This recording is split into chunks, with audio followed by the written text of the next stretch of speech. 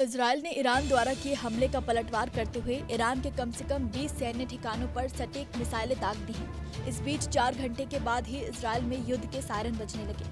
आखिरकार Benjamin Netanyahu ने Iran से बदले की स्क्रिप्ट लिख डाली। इजरायल डिफेंस फोर्स ने बताया, ईरानी सैन्य ठिकानों पर सटीक हमले कर रहा है। ये पलटवार लगभग 1 महीने बाद हुआ जब तेहरान ने इजरायल पर लगभग 200 बैलिस्टिक मिसाइलें दागी थी। इजरायल सेना ने कहा, ईरान और उसके प्रॉक्सी लड़ाके पिछले साल 7 अक्टूबर से लगातार 7 मोर्चों पर इजरायल पर हमले कर रहे हैं। इसमें ईरानी धरती से भी सीधे हमले शामिल हैं।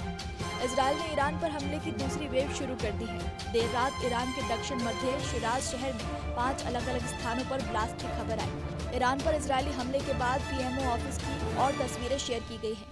इसमें प्रधानमंत्री बेंजामिन नेतन्याहू एक बंकर में रक्षा मंत्री और आईडीएफ के जनरलों के साथ मीटिंग करते हुए नजर आ रहे हैं। सूत्रों से मिली जानकारी के मुताबिक ये बंकर तेल अवीव में किरिया मिलिट्री बेस का है। तो वहीं ईरानी सेना ने कहा कि इजरायल ज्यादातर ड्रोन से हमले कर रहा है। उन्होंने बताया कि इजरायली हमले से ईरान में बड़े हाथाहाथ की अभी तक कोई खबर नहीं आई है।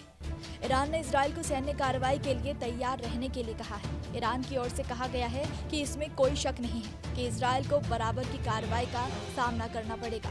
इस पर आईडीएफ के प्रवक्ता रियर एडमिरल डैनियल हगारी ने एक बयान में चेतावनी दी है कि अगर ईरान इसे और आगे बढ़ाने की कोशिश करता है तो ये उसकी बड़ी भूल साबित होगी। इजरायल ने ईरान के लगभग 20 सैन्य ठिकानों पर हमला किया। वहीं इजरायली सेना के एक प्रवक्ता ने बताया कि इस ऑपरेशन का नाम डेज ऑफ रेकनिंग था।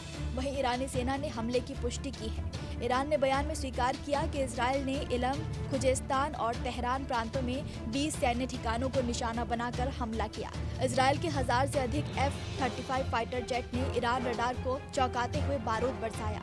कम दूरी वाले फाइटर जेट 2000 किलोमीटर प्रति घंटे की रफ्तार से दुश्मन के इलाके में घुसकर हमले को अंजाम देने लगे। ईरान के तेहरान, खुजेस्तान और इलम में सैन्य बेस पर हमला किया गया।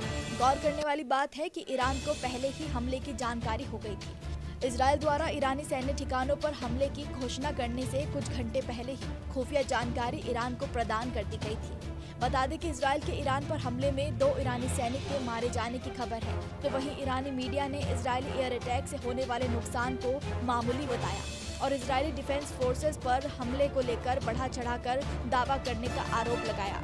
इसे इजरायल की ओर से अपनी कार्रवाई को बढ़ा चढ़ाकर पेश करने की कोशिश बताया गया। रिपोर्ट में आगे दावा किया गया कि हमलों के दौरान इजरायली लड़ाकू विमानों ने ईरानी एयर स्पेस में एंट्री नहीं की और हमलों से केवल सीमित नुकसान हुआ।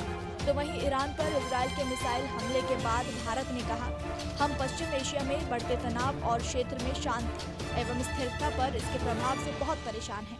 हम सभी संबंधित पक्षों से संयम बरतने और बातचीत एवं कूटनीति के रास्ते पर लौटने का अपना आह्वान दोहराते हैं। जारी शत्रुता से किसी को कोई फायदा नहीं हो रहा है। भले ही निर्दोष बंधकों और नागरिक आबादी को नुकसान उठाना पड़ रहा है। क्षेत्र में हमारे मिशन भारतीय समुदाय के संपर्क में है। इजरायली प्रधानमंत्री नेतन्याहू इधर ईरान पर हमले की ब्रीफिंग में व्यस्त थे, उधर उत्तरी इजरायल पर हिजबुल्लाह ने मिसाइल से हमला कर दिया।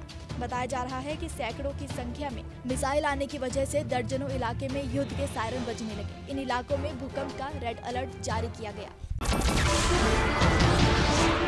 नमस्कार, मैं हूं मानक गुप्ता। अगर आपको हमारा ये वीडियो पसंद आया हो तो इसे लाइक और शेयर जरूर करें और हाँ, हमें सब्सक्राइब और फॉलो करना ना भूलें ताकि आप देश और दुनिया की कोई खबर मिस ना करें। तो जुड़े रहिए हमारे साथ और देखते रहिए न्यूज़ 24।